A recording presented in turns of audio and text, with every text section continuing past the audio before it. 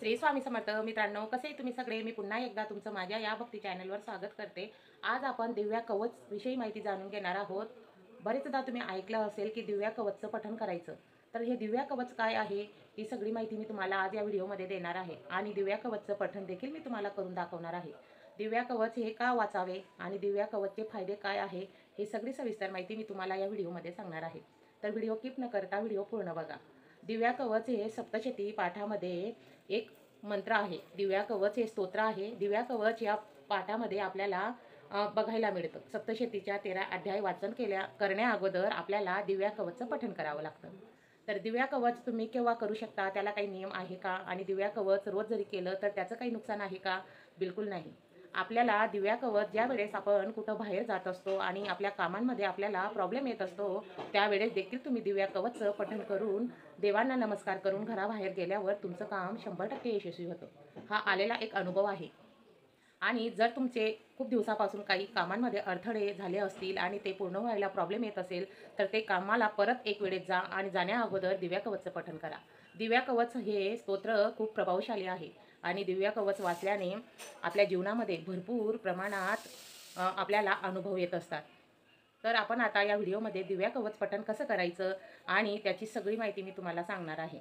चला तर मग आता व्हिडिओला आपण सुरुवात करूया। श्री स्वामी समर्थ। दिव्या कवच सुरू करण्या अगोदर आपल्याला देवीला प्रार्थना करायची आहे। हे ग्रंथ एका पाटावर ठेवून आपण स्वतः देखील आसन ग्रहण करायचं आहे। पूर्व पश्चिमेला तोंड करून आपल्याला या ग्रंथाचं वाचन करायचं आहे, जेणेकरून आपण जे ग्रंथ वाचन करत आहोत त्याची फलप्राप्ती आपल्याला मिळेल म्हणून। तर दिव्या कवच सुरू करण्या अगोदर मातेला प्रार्थना करायची की आई, माझं जे काम खूप दिवसापासून अटकलं आहे त्या काम माझं पूर्ण होऊन जाऊ दे। तुझ्या चरणी मी अशी प्रार्थना करतो किंवा करते आणि तू मला या संकटातनं बाहेर काढ। मी दिव्या कवचचं पठण करून त्या कामाला सुरुवात करणार आहे। तुझ्या कृपे आशीर्वादाने ते काम पूर्ण होऊन जाऊ दे। माझी जी इच्छा आहे ती पूर्ण होऊन जाऊ दे, अशी प्रार्थना आपल्याला देवीला करायची आहे आणि त्याच्यानंतरच आपल्याला दिव्या कवचला सुरुवात करायची आहे। दिव्या कवच सुरू करण्या अगोदर आपल्याला ग्रंथाची पूजा देखील करायची आहे। म्हणजेच दिव्या कवच या स्तोत्राची आपल्याला पूजा करून घ्यायची आहे। हळदी कुंकुम अक्षदा अष्टगंध फुलं असले तर फुलं वाहून देवीला नमस्कार करून धूप दीप दाखवून आपल्याला हे दिव्या कवचला सुरुवात करून घ्यायची आहे। दिव्या कवच हे एकमात्र असं स्तोत्र आहे की त्याचे पठण केल्याने कितीही मोठं संकट असलं तर त्या संकटातनं आपण बाहेर पडत असतो। आपल्याला पैशांची तंगी असो, घरात वादविवाद असो किंवा काहीही प्रॉब्लेम असो, मनापासून जर तुम्ही ही सेवा दररोज दिव्या कवच पठण केलं किंवा तुम्ही जेव्हा तुम्हाला वेळ मिळाला वेळेनुसार किंवा मंगळवारी नाहीतर शुक्रवारी तुम्ही दिव्या कवचचं पठण जरी केलं, म्हणजेच देवीचा वार असतो तरी चालतं। आणि एकदम सोप्या आणि मराठी भाषेमध्ये हे दिव्या कवच आपल्याला या सप्तशतीच्या अध्यायामध्ये आहे। चला तर मग आता दिव्या कवचला आपण सुरुवात करूया। श्री गणेशाय नमः। ओम अस् श्री चंडिका कवच ब्रह्मा ऋषिया अनुष्टप छंदा चामुंड देवता अगण्यस्तो मंतरः बीज जगदंब स्वास्तव श्री जगदंब प्रीतार्थ सप्तशती पाठगतवे जपे विनोयकः। ओम नमो चंडिकाय। मार्कंडेय उवाच अतिगृह जे संसारी मानव सर्व रक्षिषा पिता माते सांगावे अदिपिना दिले कुणा। ब्रह्मा उवाच ऐसे गुहात विप्रा सर्वभूत उपकारक देवीचे कवच पुण्याचे एकावे ते महामुने। प्रथम शैली पुत्री ती द्वितीय ब्रह्मचारिणी तृतीय चंद्रघंटा ती कुष्टम चौथी असे। पंचम स्कंद माता ती षष्ठ कात्यायनी असे। सप्तकाल रात्री ती महागौरी ती अष्टमा। नवम सिद्धिदात्री ती नवदुर्गा यशस्विनी। हे सर्वनाम सर्वज्ञ महात्मा वेद बोलिला अग्रित जडता कोणी शत्रु खिडते रणी।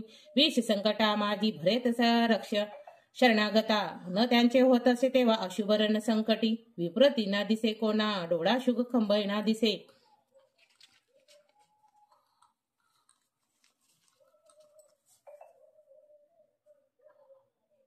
ज्या भक्तांच्या स्मृती देवीची पावे ऐश्वर्य शुद्धी तो देवेश्वरी तुझ्या नामी त्याची रक्षा सुनिश्चित। प्रेतारूढ तू चामुंडा वाराही महिषासना एद्री गज स्मारुडा वैष्णवी गरुडासना। महेश्वरी वृषवारुडा कौमारिकी शिकी वाहना लक्ष्मी पद्मासना देवी पदम हस्त हरिप्रिया। श्वेतपंदधरा देवी ईश्वरी वृषवाहना वाही ब्राह्मी हसमारुडा सर्वभूषण सर्व भरभूषिता माता समस्त ऐशा सर्व योगस्मान समवित भूषण शोभितो नाना रत्न नाना शोभित क्रोधयुक्त या समस्त या रती शोभती देवता चक्र शंख चक्र गदा शक्ती हलनी उचलायुधे खेटक तोमरा आणि परशुपाश आणखीन कृतत्रिक आयुध शरणागत आयुध उत्तम दैत्यांच्या देहासी भव्य उभयता देत असे देवताच्या हितासाठी देवी शस्त्रास्त्र धरीत असे नमस्ते हे महारौद्रे महाघोरे पराक्रमे महाबले महाउत्सवे महाभय विनाशिनी पाताभय शत्रूची देवी मुगे मज रक्षतु पूर्वी एद्री रक्षावया अग्री देवता वाराहा दक्षिण दिशेसी नेतृत्व तू खडंगधारिणी वारिणी या पश्चिम दिशेशी वायू या मुंगवाहिनी कोमारी उत्तम दिशेशी ईशान्य तू शूलधारिणी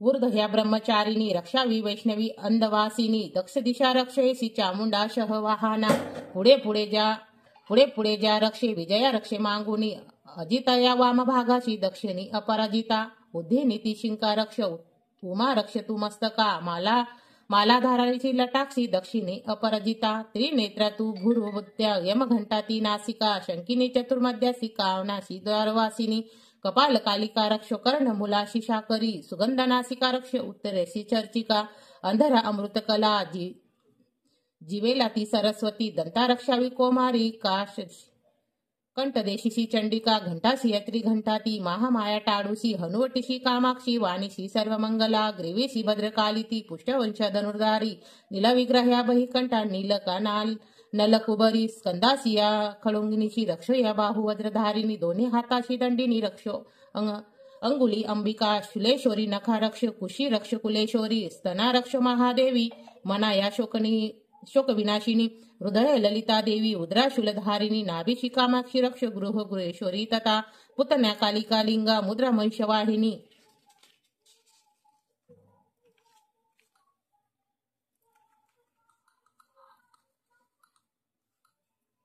कंठी भाग भगवती टोळगे सिविंदेवासिनी रक्षावी कामपुरता ती पोटाशी महाबला घोट्याशी या नरसिंह ती पादपुष्टाशी तेजस्वी श्रीपादुंगुल्या रक्ष तडवे शीतलवासिनी दष्ट करालाशी नखाशी केशाश्री केशवा ऊर्ध्वकेशवासिनी रामकुपाशी कोबेरी त्वा वागीश्वरी तथा रक्तमजा वसमासा हाड मेंदुशी पार्वती अत्राशी कालरात्री ती पित्याशी मुक्तेश्वरी पद्मावती या पद्मकोशा कपाच चुंडामणी तथा ज्वालामुखी नखतेजा अभेद्य सर्व संधीसी ब्रह्मवीरे रक्षावे छाया छत्रिसिया तथा अंकार मन बुद्धी रक्षावे धर्मधारिणी प्राणपान रक्षव्यान उदान सन्मान हे रक्षवज हस्ताती प्राण कल्याण शोभमान रूप गस गंध शब्द पदाशी देवी योगिनी सतरज तम गुण रक्षो नारायणी सदा रक्ष आयुषी वारायसी रक्ष या धर्म वैष्णवी यथा कीर्ती लक्ष्मी विद्या रक्ष चक्री धारिणी ती धना इंद्राणी गोत्र रक्षावे पशुचंडिके महालक्ष्मी ती पुत्राशी रक्षो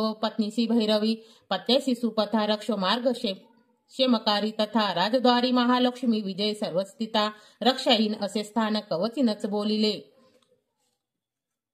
रक्षावे त्या स्थळी देवी जयती पापनाशिनी शुभेच्छा अंतरिजांचा पाऊल टाकता कुठे कवच स्मरुणी जावे तेथे जाणे असेल की अर्थ लाभ मिळे तेथे सर्व इच्छा पूर्तीचा जय अभिष्ठित वस्तू चिंतावी ते प्राप्ती सुनिश्चित परमेश्वरे अतुल्य लाभे तो भूलतलावावरी निर्भय होत असे त्यांना समाग्री न पराजय त्रैलोक्य माझी जो पूज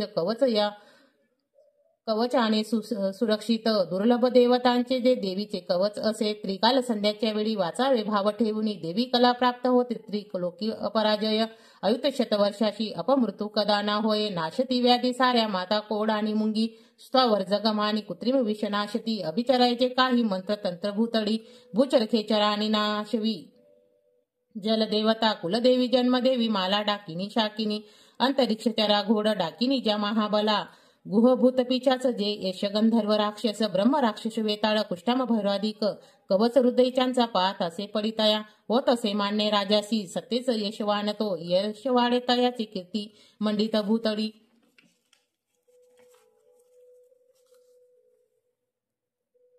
जपो शक्ती चंडी चंडिका कवच पहिले जपो शक्तशती चंडी पहिले कवच वाचुनी हे वन पर्वतारण्य भूतळावरी जोवरी संतती नांदे त्यांची पुत्रादित तोवरी देहाती परमस्थान माया कुपाबळे सुर दुर्लभ जे नित्य भक्तांना ते साध्य होत असे पावावे दिवे रूपाशी भोगी सोके सिवेसी होम श्री चंडिका कवच श्री कुलदेवता चरणार्पण नमस्तु।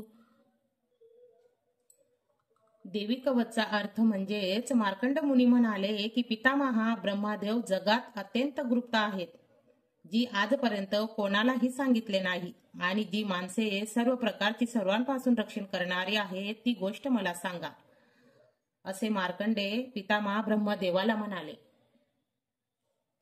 तेव्हा महादेवांनी ब्रह्मादेव म्हणाले की विप्रा, सर्वांवर रक्षांचा द्वारा उपकार करणारी अत्यंत गुप्त गोष्ट आहे, ती म्हणजे देवीचे पुण्यकारक कवच. ते महामुने ते एक म्हणजेच मुनीश्वर, ते तू ऐक मी जे तुला सांगतो.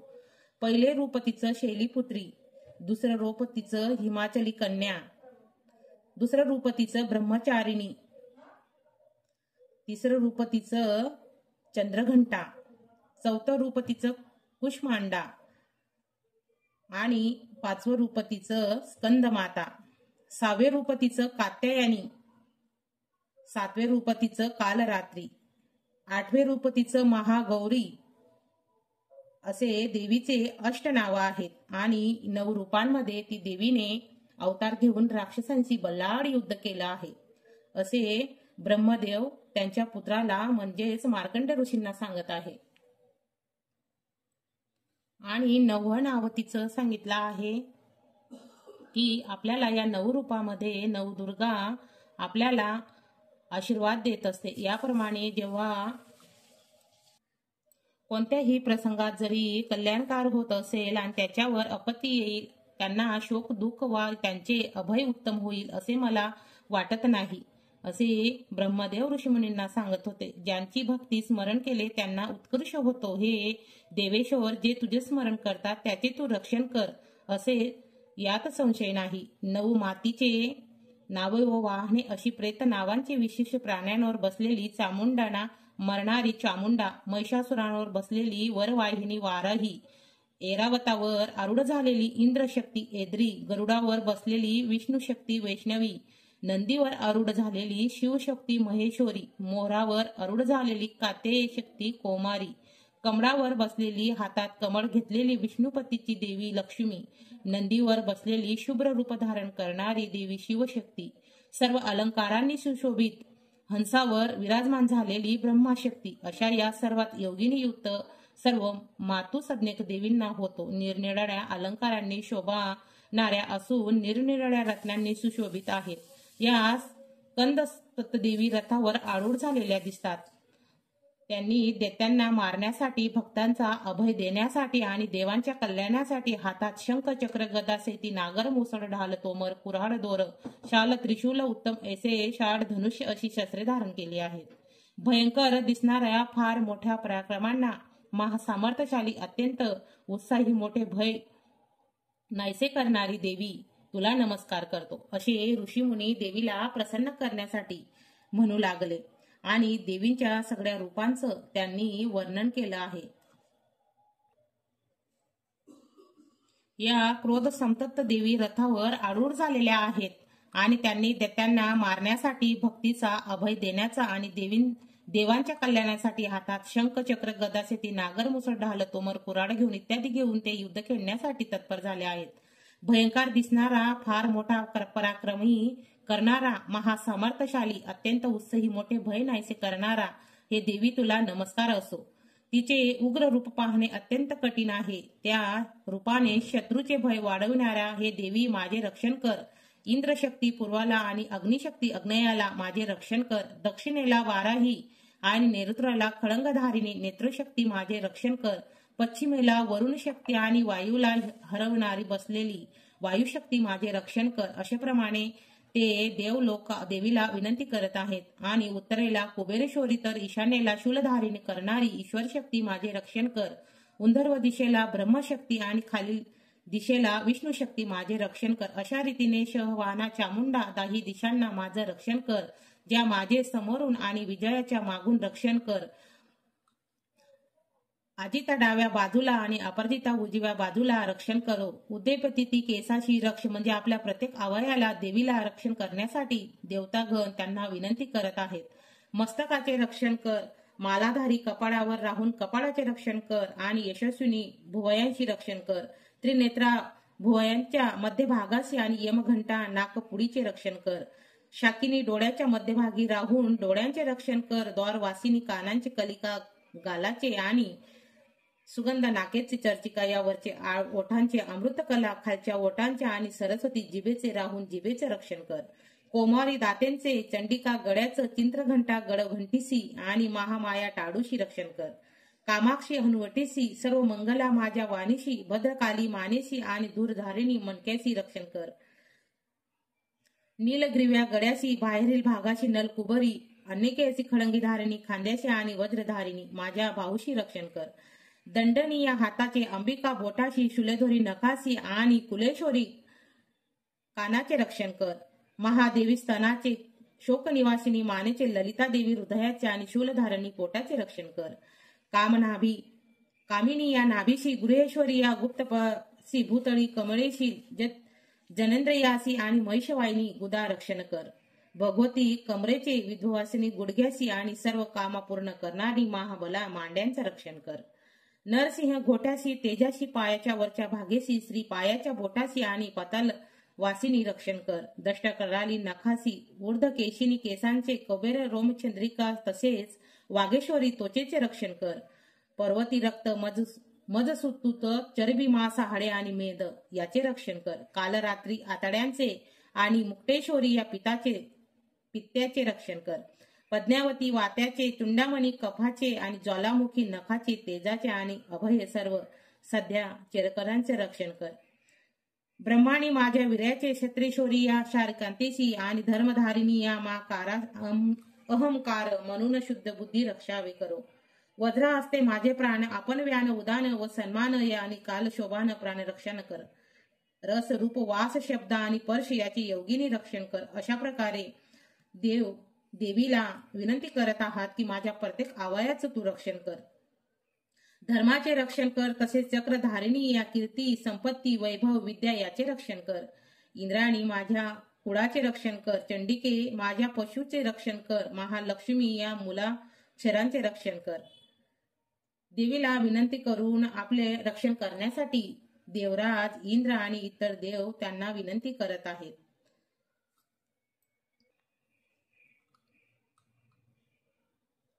त्यामुळे फोड सर्व रोग नाहीसे होतील. वृक्ष पाषाण इत्यादी कोणत्याही प्राण्यांचे किंवा विरुद्ध गुणधर्माचे पदार्थ एकत्र होऊन तयार झालेले विष असेल त्याचा प्रभाव नाहीसा होतो. त्याचप्रमाणे या पृथ्वीवर आलेल्या आपल्याला त्रास देण्यासाठी जे जे जारण मरणार्थ कर्म केले असते ते मंत्रतंत्र केले असतील त्याचा परिणाम होत नाही. पृथ्वीवर फिरणारे आकाश वातावरण आणि पाण्यात राहणारे जे आपल्या नाशासाठी शत्रूंचे प्रेरित केले जातील ते सर्व प्राणी किंवा पदार्थ जन्मत असणारे दोष कुलोपकाराने भोगणारे दोष असे सर्व नाहीसे कर असे देवता देवीला प्रार्थना करतात. पित्याचे यश गंधर्व राक्षस ब्रह्म राक्षस वेताळ कुष्मांड भैरव सर्व इत्यादी अत्यंत करण्याचा कवच असेल त्यांना पाताच भिवून नाहीसे होतात. त्यांच्या नामस्मरणाबद्दल वाढतो ते कवच राजाचे ते अतिशय वाढणारे आहे. राजा दानी कीर्तीने विभूषित होऊन पृथ्वीच्या सौंदर्याच्या यथ्याने श्रेष्ठ करतो. प्रथम कवच पाठ करून नंतर सप्तशती पाठ करावा असं या कवचामध्ये देखील म्हटलेलं आहे. आपल्याला जर सप्तशतीचे पाठ करायचे असले तर अगोदर देव्या कवच पासूनच सुरुवात करून आपल्याला पुढचे स्तोत्र मंत्र म्हणून मग देवीच्या पाठाला अध्याय पहिल्याला सुरुवात करायची आहे. जोपर्यंत पाणी अरण्यासह पृथ्वी तोपर्यंत या पृथ्वीवर मुले नातवंडे आणि परंपरा अखंड राहते.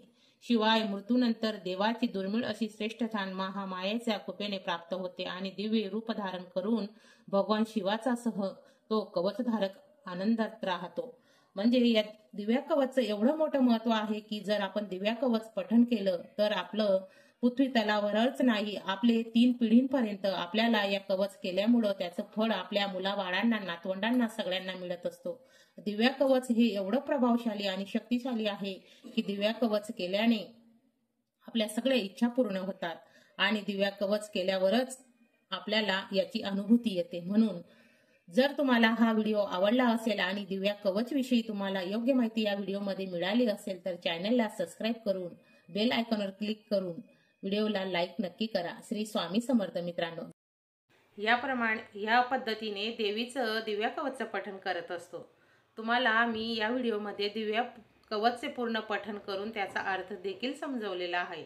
जर तुम्हाला व्हिडिओ समजला असेल तर कमेंटमध्ये श्री स्वामी समर्थ किंवा माता राणी असं लिहून कमेंट नक्की करा आणि व्हिडिओ तुमच्या मित्रमैत्रिणींपर्यंत पण पोहोचवा। जर तुम्ही चॅनलवर नवीन असाल तर असेच नवीन व्हिडिओंसाठी चॅनलला सबस्क्राईब करून घ्या, जेणेकरून मी जेव्हा व्हिडिओ अपलोड करेल तर त्याचं नोटिफिकेशन तुमच्या जवळपर्यंत पोहोचेल। श्री स्वामी समर्थ मित्रांनो, झालेली सेवा मी माता राणीच्या आणि महाराजांच्या चरणी अर्पण करते। श्री स्वामी समर्थ।